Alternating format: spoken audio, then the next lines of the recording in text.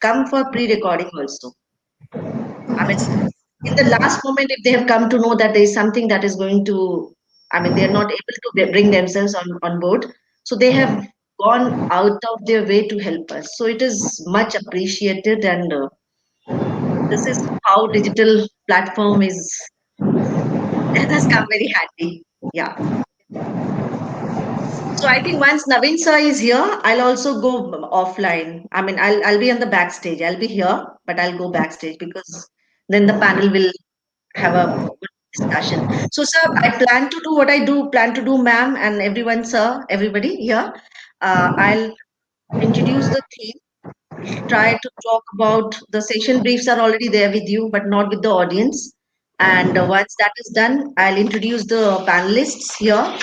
And then by then, if Shri Naveen Mittal joins us, fine. If he's not able to do it, then I'll request the panelists to introduce themselves and the work that they do. The first question could be about around your work in the context of definitely transforming governance and effective service delivery to the citizens. That is there, but we can start with that question, and then the questions that you have already proposed in the group would be taken up by him. And I've done my homework in case if I have to. Once I get a go ahead, we'll do that.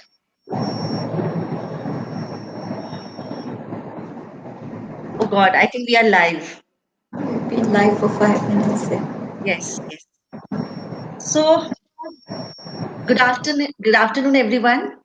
I welcome all our distinguished panelists and guests for Digital Transformation Track, which is a day three for us at Ignite 2021. What next? The panel discussion two, which is now going to take place, is a panel on transforming e-governance. Can I request the panelists to mute themselves just for 5 minutes? Yeah. So the panel discussion two is on transforming e-governance towards effective service delivery to the citizen. There has been many services. There have been many services that digital transformation initiative has been focusing on. The program sets to strengthen the crucial pillars like education, healthcare services, railways, agriculture, financial sectors, and so on. There is no sphere of our lives that has remained untouched by digital revolution. Technology has certainly transformed the way the knowledge is imparted and absorbed. With increased connectivity, speed, and cloud-based storage capabilities, we witness an enhanced communication network that makes ways for enriching knowledge sharing. Globally, and in the recent past and in the present context also, we have seen that the focus has been more on e-health initiatives, medical devices, digital applications, and health IT, and so on and so forth.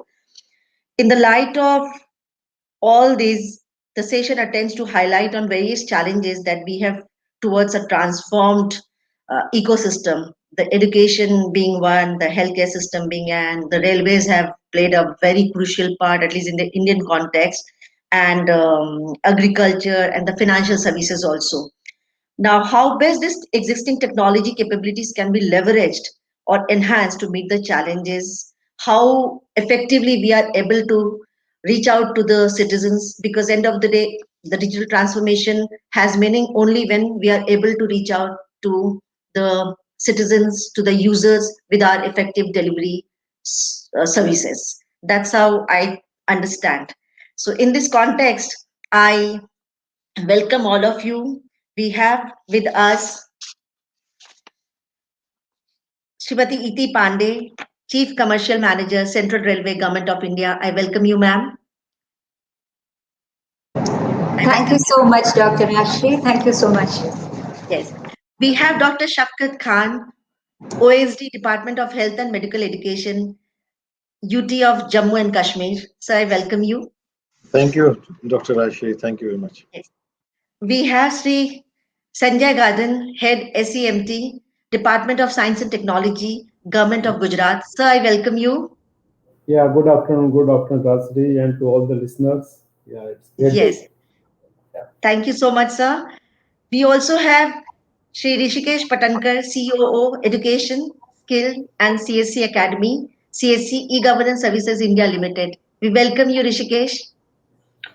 Thank you, Dr. Rajeshi. Yes, and our moderator for the day is Sri Naveen Mittal, Commissioner, Collegiate and Technical Education, Government of Telangana. I think he'll be joining us in no time. While he joins us, we also have one more panelist. I don't know for reasons he has not been able to make it yet. Dr. Abhishek Roy, Head SEMT, Department of Personal and Administrative Reforms and eGov. So while we wait for our moderator and the other key panelists, I would request each of our panelists to kindly share and introduce yourself and the work that you are doing in the context of the topic today. Thank you. We start with Iti Pandey.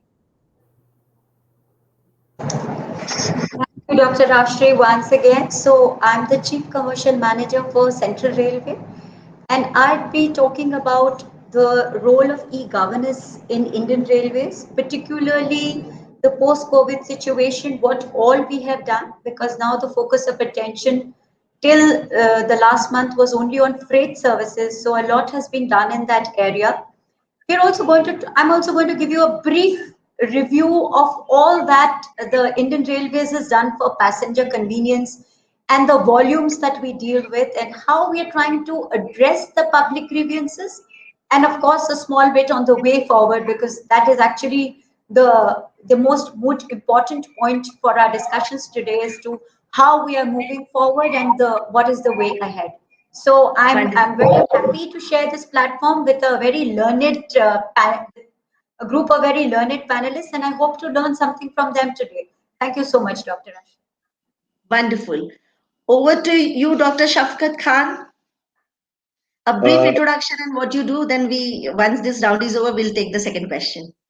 I'm Dr. Shafkat Khan. I work for the Health and Medical Education Department right now, and I'm looking after the grievance mechanism, which is basically a centralized mechanism initiated by the Honorable LG's office.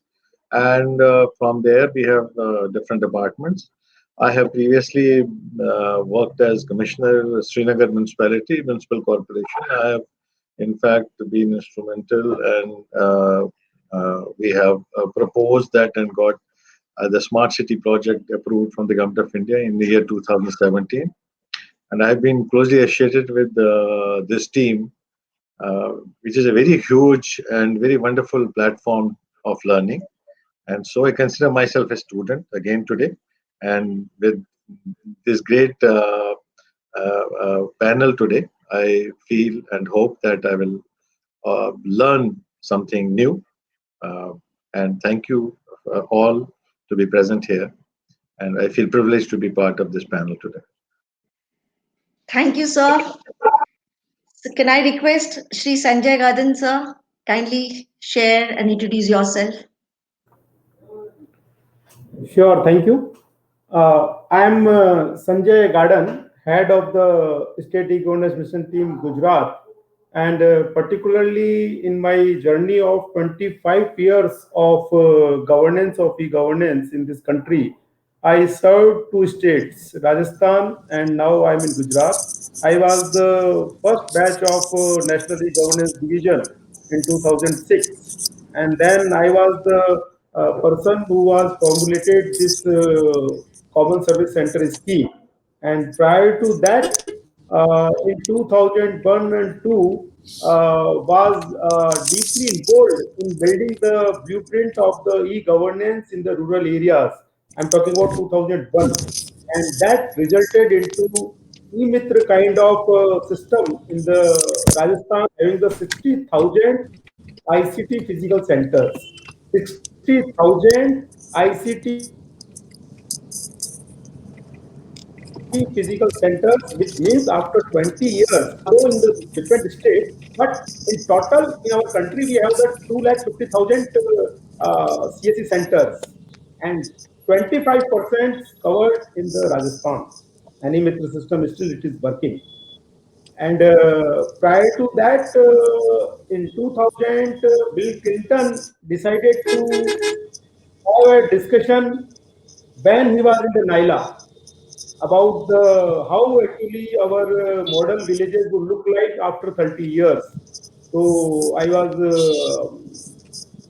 that privilege we had at the time when he was US president, and no one was allowed to discuss with him, very short. So this is the just legacy. But today I'm enjoying Gujarat, and we have made it digital Gujarat is kind of thing. And in 2014, we finally pushed digital Gujarat towards the digital India. And today, I'm very lucky to say that I'm in the wonderful state, and it's the great variety of things which I have learned during my 7 8 years, all related with the transformations and the infrastructure side, and to understanding the governance. And now, Perfect. definitely, I will learn. Thank you. Perfect, sir. Because we will take up more questions. I just thought that we would, I mean, all our panelists should introduce themselves first, and then we'll take the questions, more qualified ones. Shri Rishikesh Patankar, can you just share what you do, what your organization does, and introduce yourself? Yeah. Good afternoon, everyone. Myself, Rishikesh Patankar. I am Chief Operating Officer in CSC Governance Services India Limited. I look after education, skill development, and similar initiatives in the organization. As Sanjay Garden sir has already told about common service centers. So right now there are more than 4 lakh common service centers, and we have almost covered all the gram panchayats in the country, and nearly 3.5 lakh common service centers on an average are working on daily basis in order to provide digital transformation and citizen centric services to the citizens of India. And we look forward for the digital transformation, and we are part of the whole digital India movement which the government of India is running. And I hope all the audience and my co-panelists, I'm very lucky to have to be here, and I thank you, GovConnect. Thank you very much. Thank you, Rishikesh. That was very quick and precise introduction. And I think we have Dr. Abhishek Roy from Department of Personal and Administrative Reforms and EAGER. Dr. Abhishek Roy, we welcome you. I think he's getting dropped out. I think he's traveling. So we will welcome him as he joins and as he's in a more uh,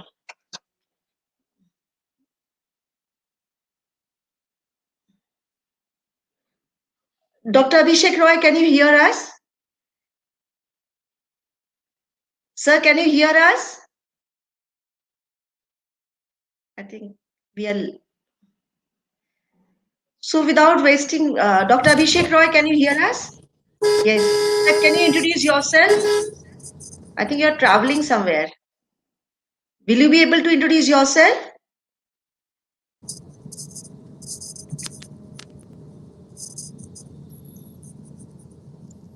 Dr. Abhishek Roy, can you hear us? Will you be able to introduce yourself? Yeah. I can hear now. Earlier there was some So, audio issues. Yeah, I am heading yeah. the state of West Bengal, this SCMT, and prior to this, I have experience of around 21 years into innovation and all this emerging technology. So, in fact, I have done my PhD also in innovation and emerging technology, and in this long journey of e-governance in the state of West Bengal. So we have done a lot of innovations, and we have tried to use emerging technology wherever we can. In fact, in 2011, we started RFID based interventions to manage many things. So that project was nominated for PM Innovation Award also. We have been constantly trying to use emerging technology for this public service delivery and all. But there are other issues which needs to be taken care of, because normally e-governance becomes people dependent, and everyone, the new officer who joins in. Sorry, I'm not aware. Is this just an introductory session or? we're This required is to. just the introductory question was Okay. there, Yeah. and I was we were all eagerly waiting for Shri Naveen Mittal to join us. So we have Shri Naveen Mittal, Commissioner Collegiate and Technical Education, Government of Telangana. Naveen sir, good afternoon, welcome. So we just did one round of introduction, and now over to you, sir. You have to introduce yourself first, and then however you want to take it forward. Just one Thank session you. of introducing the panelists. Thank Sir. you, Dr. Rajshri. And sorry Thank for you. joining a little late because I had a meeting at the highest level. So, and good afternoon to all my co-panelists and all the viewers also. I am Naveen Mittal. I am a Commissioner for Higher Education and Technical Education in Government of Telangana. I'm happy to join for this session, which is really going to talk about the transformation of governance through the e-governance initiatives. And we have got a very, I would say, extremely expert panel we have from different sectors, both representing the central entities, the state governments, and as well as the specialized wings of IT. And I'm sure that we will have a good discussion and come to some understanding of how e-governance is transforming various sectors. So we'll first start with Iti Pandeji. In fact, she happens to be my batchmate in the railways.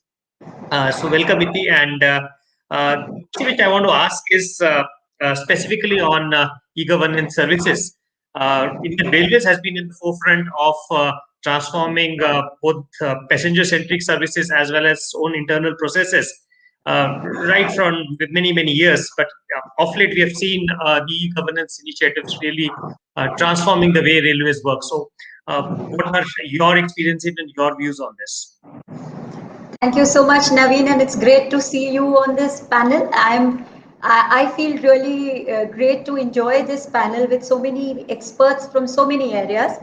And yes, railway has been moving forward. We were always passenger centric, and being a service organization, we have ventured into the area of passenger services with a very robust passenger reservation system. So as a whole, the Indian Railways is the biggest employer for the government of India. So we have 14 lakh employees, and e-governance is being now used for management, internal management of railway operations also, and also as an interface with the citizens or with the passengers. So there is G2C also, and then there is all the entire aspect of government to business, which we do with our freight customers. So if you see, we are running around 12,000, at least pre-COVID era. We run about 12,000 trains, carry about 23 million passengers, and then we have about 7,000 stations. So the first aspect which I would really like people to know is that we've come up with these free Wi-Fi systems at about 400 stations, something which is being done by Google India, and Google India in its own estimation says that it has impacted business to the extent of $40 million vis-a-vis its own GDP, and it has reached out to an additional 2 million people in these 2 years by using this Wi-Fi system. Now, why it becomes very important is that because the railway as a consumer generates about 100 terabytes of data annually. And this 100 terabytes of consumer data is so far not being used. We've all faced this controversy with the Facebook saying that it wants to share, and WhatsApp wanting to state that it wants to share its data. I want to tell everyone here, whosoever is viewing, is that this consumer data which railway has is as of now free. And we have apps like, Confirm Ticket and Where's Your Train, which is doing tremendous business at the cost of this data, which is easily available, for which now the way forward would be that we would be using this data ourselves and maybe becoming more productive about it. Now, as I said, we were in the business of passenger services. So you all know about IRCTC ticketing, and just recently on the 1st of February, we have upgraded the site, made it more easily accessible for passengers. If you can't get a confirmed ticket, there is a whole app called Vikalp, which runs parallel with the IRCTC. So in case there's no confirmed data, it will give you an alternative of what you can do. The refunding system in the railway has been entirely transformed, and nobody now needs to come to office to get whatever refund they need. Now, when we are dealing with passengers, if you understand, if you're carrying 23 million people every day, our focus is towards the middle class and lower middle class who are actually not so well versed with technology. So when you get a free Wi-Fi system, they are encouraged to use their mobile apps, and we've started this entire process of mobile app ticketing, which is available for suburban and non-suburban, where we have provided geo-fencing so that the passenger is capable of issuing ticket from the station without at least robbing railways of its true revenue that we need to earn from it. So other than these two apps, now Where's My Train app has already been bought by Google. Why it's important to mention, because now this is going to be the way forward. The entire e-governance platform for the Indian Railways is managed by a department called the Center for Railway Information Systems, which was established way back in 1986. Now we are traversing in the area of freight management, where during COVID times, we ensured that these 3 million tons of freight that we carry every day was not at all disturbed, and customers were not supposed to come to railway offices to what we call indent or to place their demand. And now we have an entire system called e-demand, where the customer can place the demand for a wagon or for the entire rake load, as we call it in the railway terminology, from their home. The railway receipt is also issued online, which is called the ETRR. And then because of all these operations which are available, and we've developed an app called Spurti, so the business guy knows exactly where his train is, when is it likely to reach his destination, and what kind of labor force he has to provide at a particular destination point. So he also saves on his labor cost. Labor becomes very, very important issue in COVID times, because we had a whole lot of bottlenecks to face. Earlier, this aspect of railways was not being done, of e-governance was not in the area of freight. And so with the Spurti app, with apps like Voice, where you have the entire freight operation system onto an e-platform, it has become very easy for us to monitor the train operations. Again, courtesy this computerization or digitization, you must have heard that railways has started with zero timetabling. Now, what is the meaning of zero timetabling? Is that we have a whole plethora of trains running every day, which is passenger trains, which are run according to a timetable.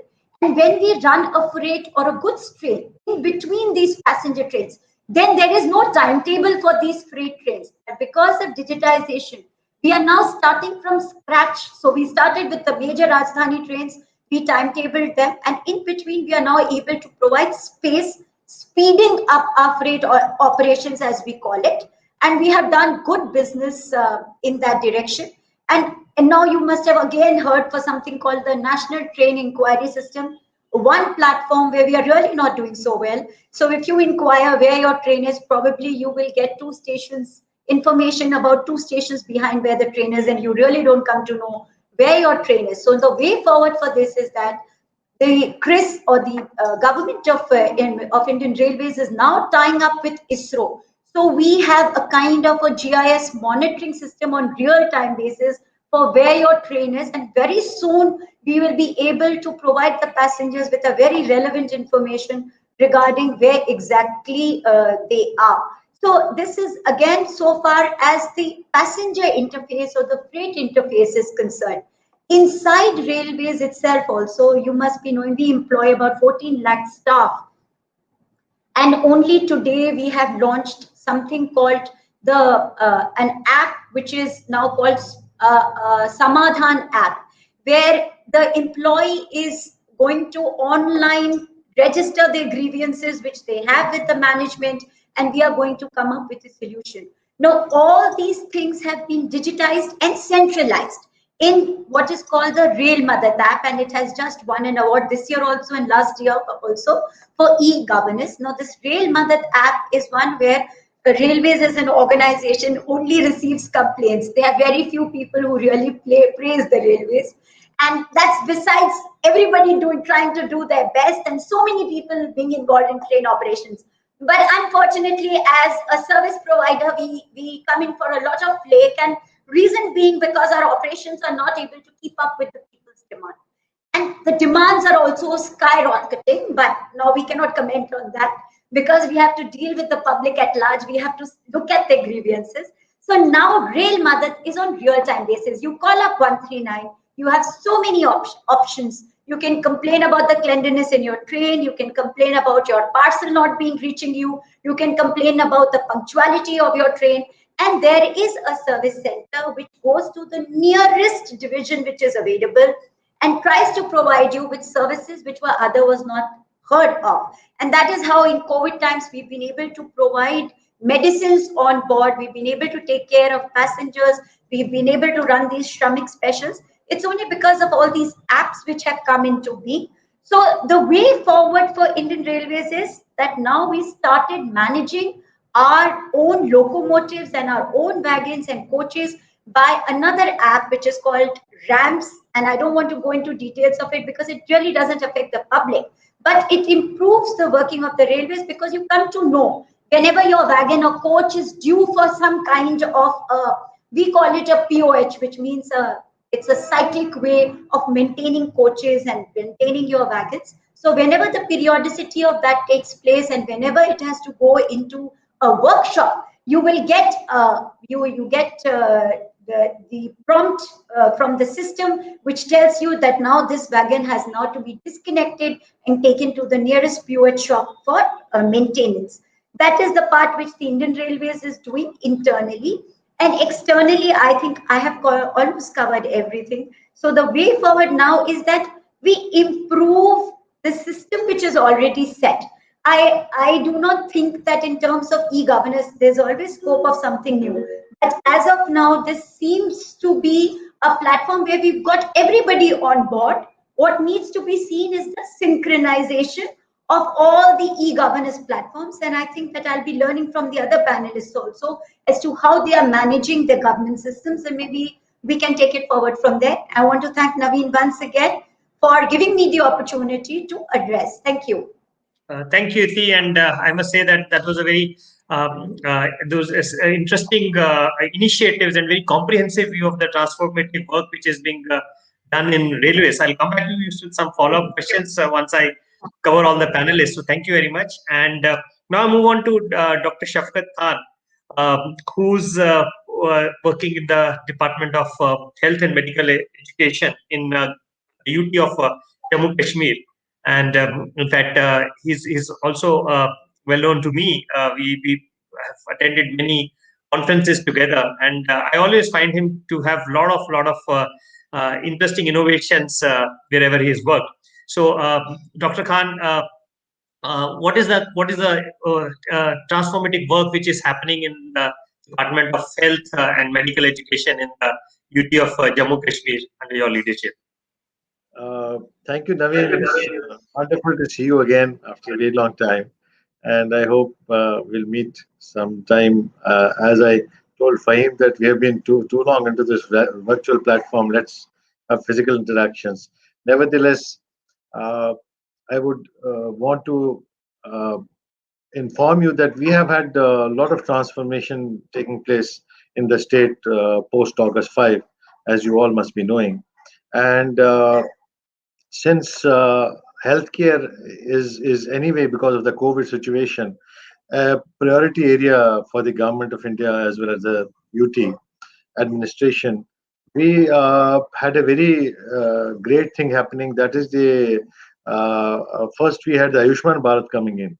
So Ayushman Bharat, then we finally had this universal healthcare, which the government of India supported fully. And we have this entire population being insured, and this is come as a dream come true reality for this UT. And we have enrolled almost 50% of the target population of the state already under the new universal healthcare scheme, and which has a ceiling of 5 lakh rupees for the entire family. There is no rider for the family. The family can be 2 members, the family can be 10 members. And this has come as a huge boon for improving the healthcare scenario of the UT. And as I was able to understand that this transformation through e-governance platforms is one of the very key aspects of improving and strategizing the implementation of programs. So we have these khidmat centers.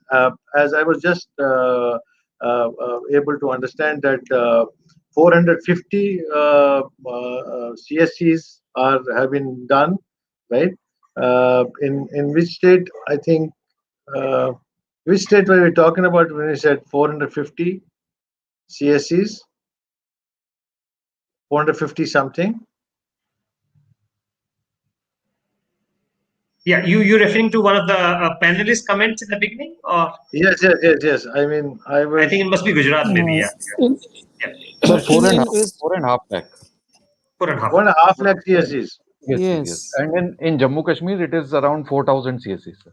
That's what I'm saying. So I think we still need to catch up with the CSCs, and we need to, have more CSCs, so that the interface between the public and the government is enhanced. And these khidmat, we call them khidmat centers, which were primarily set up through the J&K Bank. And I think the only hitch was the number of CSCs is less, and I hope those CSCs are increased. But talking about proliferation of our public centric services to the people, as Iti just said, that a lot of people, we have to take on board for using these friendly apps. If we create, government creates apps, there's the proliferation for taking these apps to the people is very important. And as JNK is a very hilly terrain, difficult areas where internet proliferation was, in the first phase, it was very difficult. The internet proliferation has taken place. Now it is very necessary to take these applications where we need to educate people on the ground as to how to use the applications wherever they suppose we had the Arogya app, COVID app.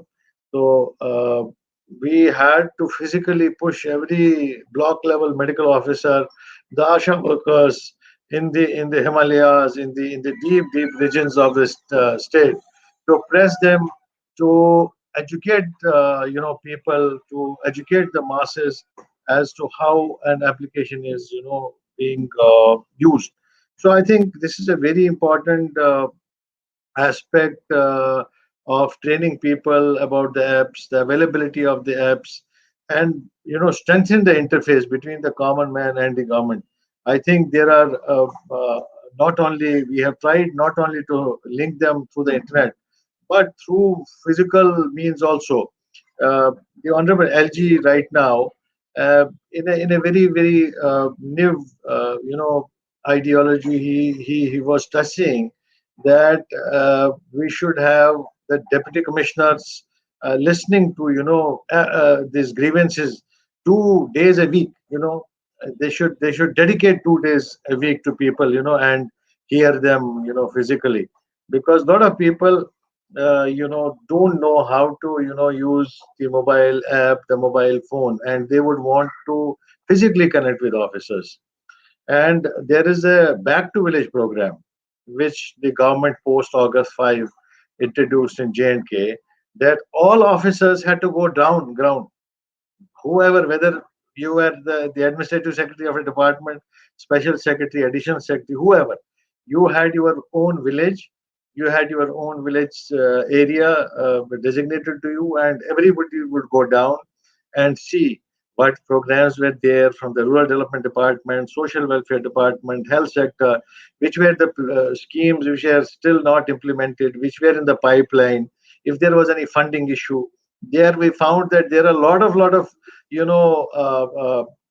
health centers, for example, or even the panchayat gars, which were awaiting inauguration. That ribbon cutting, the politicians used to do that ribbon cutting as a as a as a uh, egocentric, I say issue, but that's political. But we found that there are a lot of areas where the health centers were finally constructed, they were not operational. So they were made operational. Small hitches, glitches. There was this languishing projects, which we then got funded through the State Infrastructure Development Finance Corporation, which was also formulated. So the funding for those languishing projects was, arranged through financial institutions. So, a new era of governance, which was perceived by the Honorable Prime Minister for this duty of J&K, has come up now, and we hope that this change in governance, this change, colossal change in the mindset of administrators, will change this UT into one of the best. And I have been telling on the earlier platforms many a times that J&K health indicators have been absolutely great. Be it the infant mortality rate, the other parameters related to education, fertility rate. Uh, it has been very, very good. It has been, in fact, we are in the bracket of the first 10. So I think in the coming times, in the coming years, J&K will take this route of ultimate governance and a people-centric governance very soon. Thank you. Thank you very much, Dr. Khan. I think this is a great time for J&K to really transform itself. I mean, we have seen the benefits of creation of new state in Telangana, and last 6 years have been really, really great for us. And because once you start on a fresh slate, we find that you can actually leapfrog into the next league of technologies and not get bogged down by the legacy system. So I think I am personally very hopeful that J&K would continue on this path of transformation. And thank you for your views. I now move on to Mr. Sanjay Gadam, who is the head of state emission team in Gujarat. So, Mr. Gadam, we have seen the e-governance initiatives, one at the central level from Indian Railways and another at the state level from the UT of Jammu Kashmir. Now, to reach out to the citizens, you also need last mile connectivity, and I think Gujarat has done some great work in last mile delivery of services to the citizens. So I want you to specifically talk about that and anything else you want to add to the discussion. Yes. Good afternoon, Naveen sir. And firstly, on behalf of the e-governance fraternity, we are very thankful to you that you are continuously giving good time to such kind of conferences and Digitouch and this kind. And definitely, I can understand that you have very less time, but you are giving that time to e-governance. So being a e-governance professional, I am very thankful to you, number one.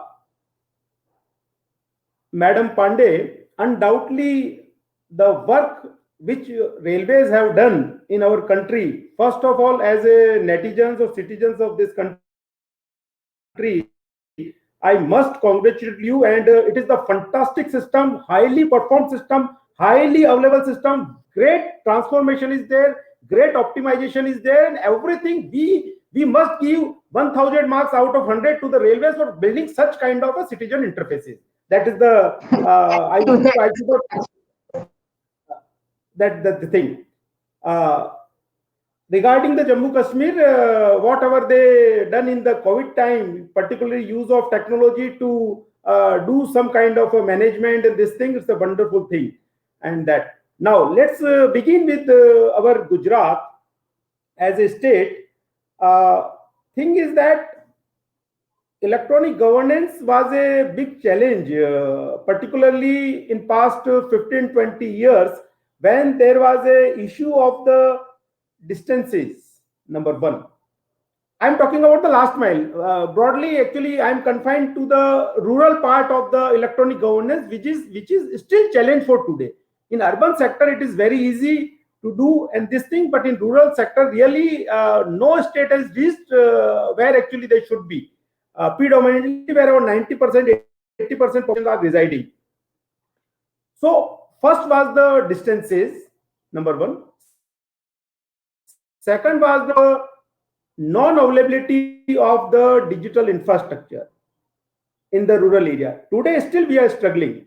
We are fully only dependent upon the telcos to provide the space for running our e-governance dream, but all we are aware that they are not exist in the rural area.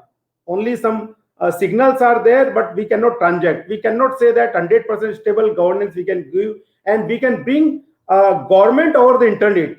That is not possible. If that is not possible, then definitely this divide which existed and it will continue to like this kind of thing. So that was the second challenge. Third challenge was related with the legacy issues, particularly in lengthy forms, then the problem of bringing evidence burden on the citizens that they have to prove while availing service. So that problem of the bringing evidences was a big challenge, and that actually increased our form size, that increased the number of documents, that increased the pace of the decrease the pace of the developments in the rural area, particularly related to technology. So that was again a problem at the time. Then tenure based assignment actually lead to have the short term approach in the government, and that have basically created a lot of islands and things.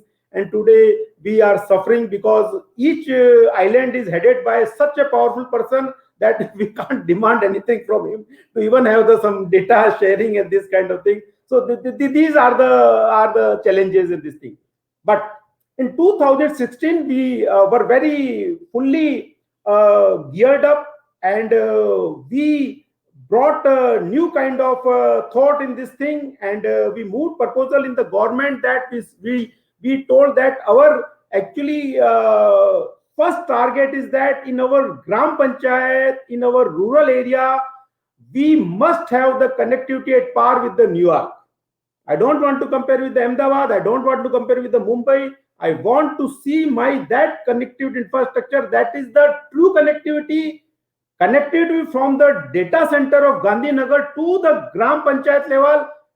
Fiber, it's at par with the New York. That actually we mission took in our hand. Whatever, that was the actually first thing. I don't want to elaborate on this thing, how we did it and what is, but it is the reality that today we are connected with that kind of stable back of mind that we can run anything. The moment we had that type of connectivity, then we started thinking about now how to utilize that thing, because we were having the many problems. So what we did is that first we brought simple transformation in our system, and it took only one day to this kind of thing, where we told that for affidavit and the stamps, these two things we will take from the district level or tehsil level to the gram panchayat level, and full stop, that affidavit. And with having this notary kind of thing, we told that our patwaris are empowered for the signing the affidavit and this kind of thing, so that we want to stop that 100% that round trip of tehsil limited to the gram panchayat. So all things should be sorted out if we want. Otherwise, the technology cannot give you solution if you say that no, for affidavit you will have to go to district or the mamlatdar or tehsil office. Then finally it will not serve any purpose. So that we did. So we abolished that thing and we give the power to them, and we brought the stamp also there. Slowly, all the services which we were running at Apna Taluka, which is at the tehsil level, we told that don't rush for the 200 services. Let's focus on the high volume 40 services. That's all. Nothing like that. And these 40 services you run fully at a gram panchayat level only, and no one should visit there. And so that we called as a first to have this system. We brought the culture of the Seva Setu kind of thing, where administration were going to the villages and this time we were doing the manual work. We told that how actually it is difficult, let's but run that kind of thing. So they run this Seva Setu kind of program and this thing. And over and above, when that was a comfortable situation, this thing, then we replaced with the digital interface. And we called it is the simple thing, but only go with the 40 services and that kind of thing, with the full reforms and that way. All you are aware what is possible through the digital and this kind of thing, but to eliminate the issue of asking the documents and these things, that we digitize our old databases, particularly ration card, election, then your PAN, DigiLocker, or whatever you say, and this kind of thing, Aadhaar. And we told that once if someone will give the number, we should accept and we should not insist for the form document to prove, bring the hard copy and soft copy and this thing. Let's give the number, rest of the things we will do, and we will do the verification, digital verification, it will provide you. Next time you will not have to bring that kind of thing. So that type of interventions we brought at that kind of, in particular in the last mile. So this was related with the electronic governance. Now our first step is that we want to have the local area network in the Gram Panchayat. And the moment I talk about the local area networks, it means I am talking about that how actually we conceive the metropolitan network in the Ahmedabad, Rajkot and Surat, and even in Sachivalaya. Same kind of simple kind of a local area network we want to have in the Gram Panchayat. It means simple 5 points like health, PHC, then the school, then our FPS, then our Anganwadi, and then other, all should be directly connected in a local area network in that fashion. The moment we have the complete connectivity at the Gram Panchayat, having this wired village kind of setup, sir, you know better, tele-education is not a big issue with that thing. We can run the telemedicine, we can have the ATMs. We are again tie up with this kind of financial inclusion. We are bringing the ATMs in the villages and this thing, and we will have the FPS. So this our entire journey of how to deal with the last mile. We basically try for the very good infrastructure. Over that we can ride over these things, and how we are gradually planning and abolish the affidavit and this kind of thing. So we are creating a simple mix of fusion of digital technologies, transformation, and the focus on the rural area, and to bring some kind of a successes in a gradual manner to our country. So we want to, sir, it is very difficult, but we are trying, and hopefully it will be a different kind of things which we'll see in outcomes, sir. Thank you, sir. So thank you, Sanjay ji. I think we got a feel of what the challenges are at the ground level and how the state of Gujarat is really addressing them. And I was really impressed by your comparison with New York. That I think that is the standard we all have to keep in mind. International standards in developed countries to really bring about a big change in the way our citizens access our services. I think now I move to Dr. Abhishek Roy, who is the head of e-mission team in the Department of Personal and Administrative Reforms and E-Governance. Dr. Roy, what is your experience in e-governance, both at the central level and your interaction with the states, in your view?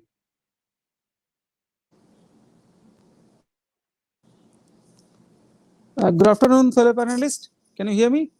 Yeah, we can. Yeah. Sorry, I lost your last line. Yeah. So your experience in e-governance in delivering citizen-centric services, both at the central level and your interaction with the states. Yeah. So the way I agree a little bit with Mr. Sanjay Garden, the biggest issue in e-governance is that everyone, when it's a person-dependent thing.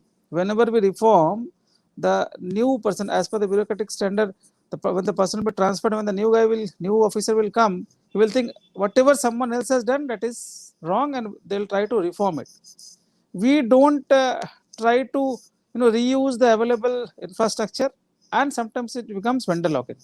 We are, because right from this e-governance, we started with e-governance, then we thought of m-governance, and then we thought of real-time governance. The entire process is that e-governance is what? Basically to use the technology for to benefit of the citizens. How the citizens benefit will be there? Unless we go for a citizens certificate-less governance, it will not happen. It started to kill the license Raj and inspector Raj, but still we are unable to do that. On the name of e-governance, what we do? We just make a form, people fill in the form and we say it is e-governance, but at the end of the day, the back-end processes remain as it is.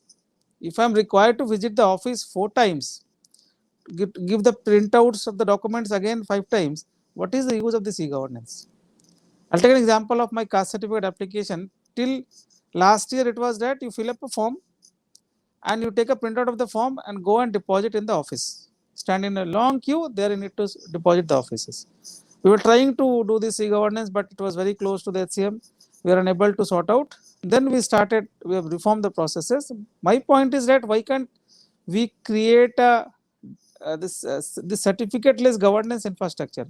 Suppose I take a certificate, any certificate, be it domicile, be it income or a caste certificate today, and when I apply for a job or any benefit with the use of this certificate, the same certificate is sent back to that particular district or block for verification, and it takes a long time. Till the time the verification is done, I am unable to get the service. So why not go for a certificate-less governance? If that certificate is issued by the government, we should create a database from where it will clearly verify my entire life cycle. So as of now, I have proposed one certificate-less governance right from the birth. We've started this process with the birth certificate. So primarily, the hospitals are, earlier the process where the hospitals used to fill up a big form and it was sent to the municipalities, and then the entire birth registration processes were started. So we have started this process of birth certificate. The moment hospital will upload the document, it will be converted to a blockchain, and then if someone applies for a birth certificate, in the same ecosystem, his birth certificate will be created, number will be generated. The same number will be sent to the schools for verification. They did not ask for a physical birth certificate for admissions. And when the schools will be added there, the school data will be captured there, and everything will be in the entire ecosystem till the time of his death.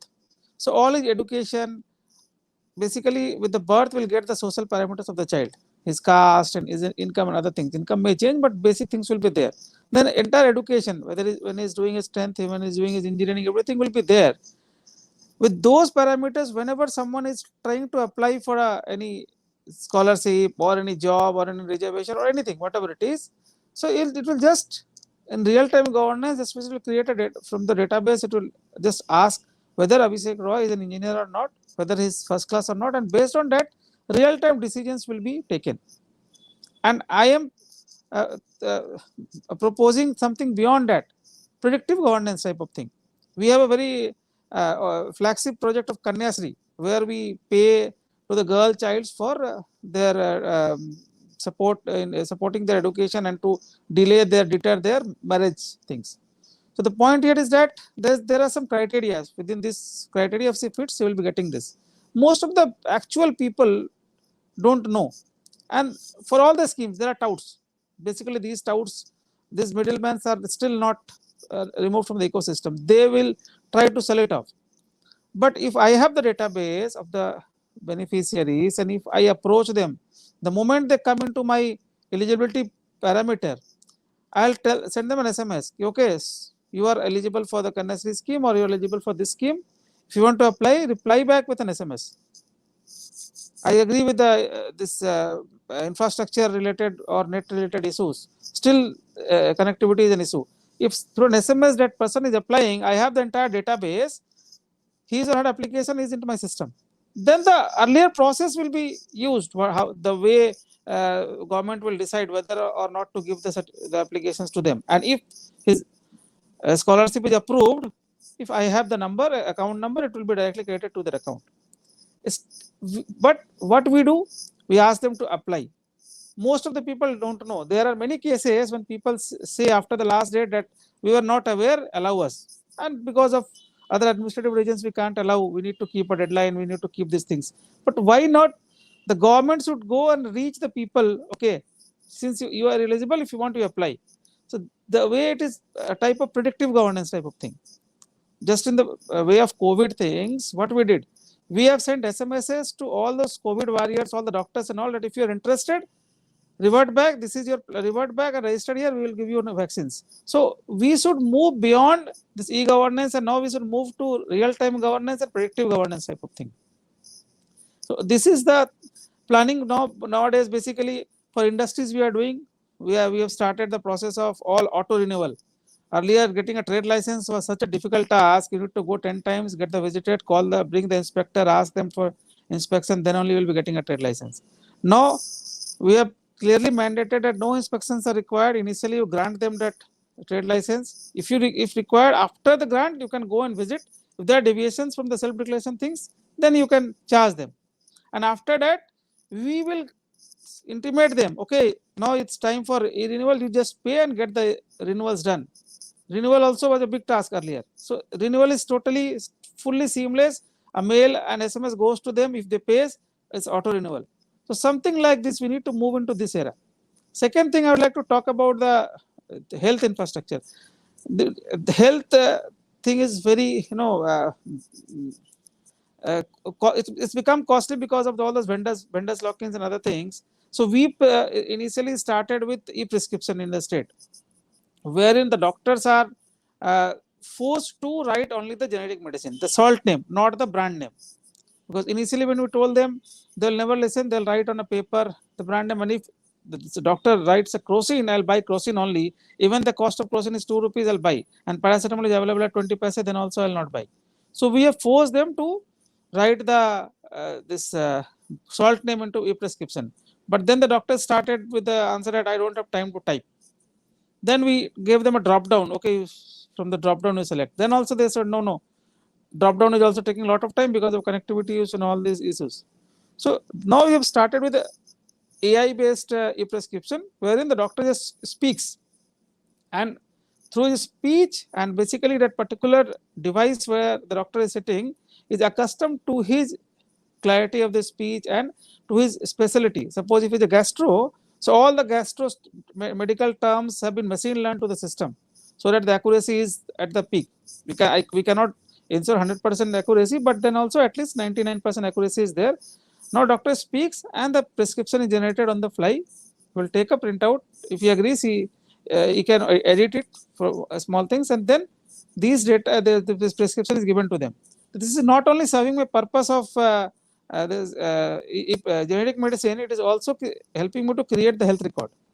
So these are the ways. There are various technology which we are trying to use. RFID we started in 2011 for taxi management in the busiest railway station of the country, Howrah. Itima might be knowing the Howrah is very difficult to manage, and getting a taxi from Howrah was a very big issue.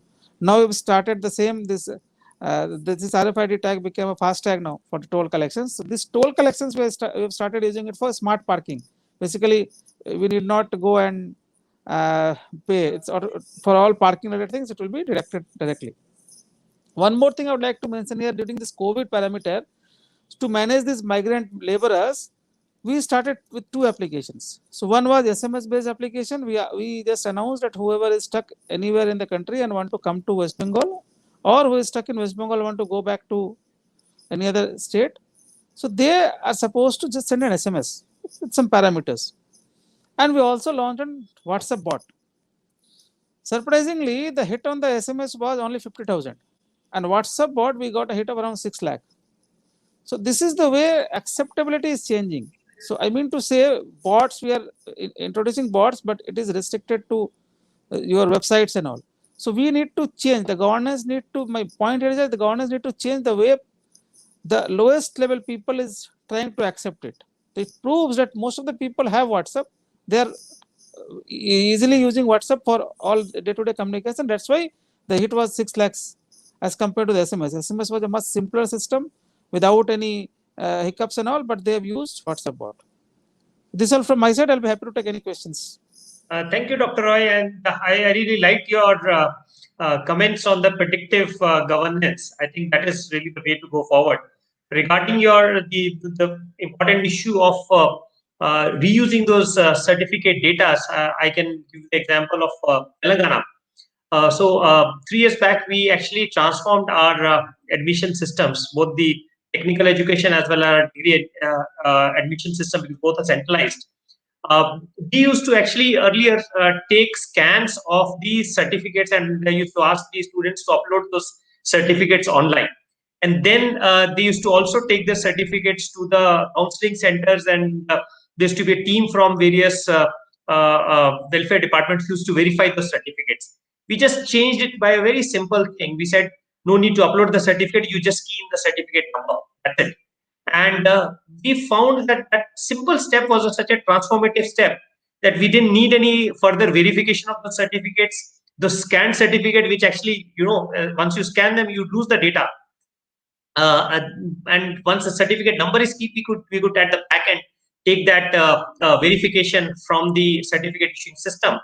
And this simple initiative actually reduced paperwork by about 500,000 pages in the state every year, and became a really simplified process. So I fully agree with you in regard to whatever data resides in government servers, if we can actually use that electronically rather than asking citizens to again upload them.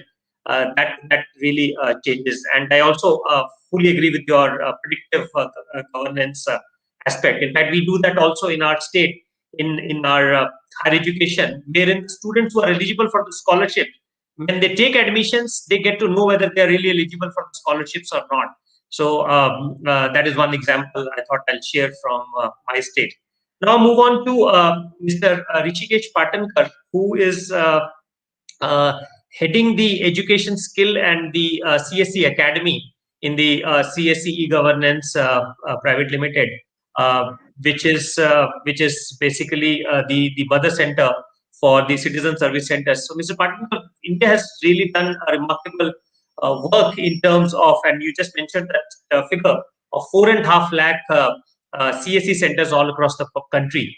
Now, when citizens have to access the e-governance services, there's also an element of digital literacy and financial inclusion. Both these issues are a must, where citizens should be literate digitally and should also have access to the financial channels through the concept of financial inclusions.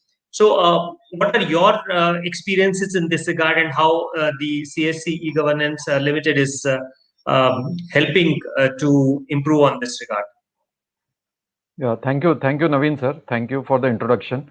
And I have heard from all the states, actually, Gujarat, West Bengal, as well as Jammu and Kashmir, and also the words from ET Madam regarding the phenomenal work which Railways is doing in e-governance. I think that was the first initiative which we think the IRCTC and the ticketing that has basically revolutionized the e-governance system in the country.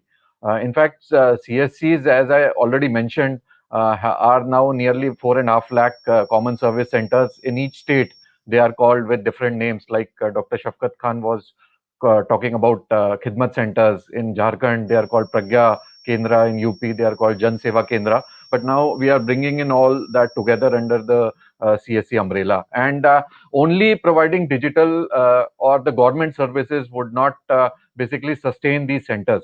We need to bring in more services, more business to citizen services, or other special schemes which can basically help in sustainability of these centers. So CSE is continuously working on that. We have now 2-3 organizations under CSE, which one is CSE Academy, as I told earlier, which is basically into edutech, capacity building, and CSR kind of activities. We have CSE Wi-Fi Chopal, which is basically an internet service provider, and now we are working with USOF and Ministry of Communications in order to do O&M for BharatNet and connectivity at the Gram Panchayat.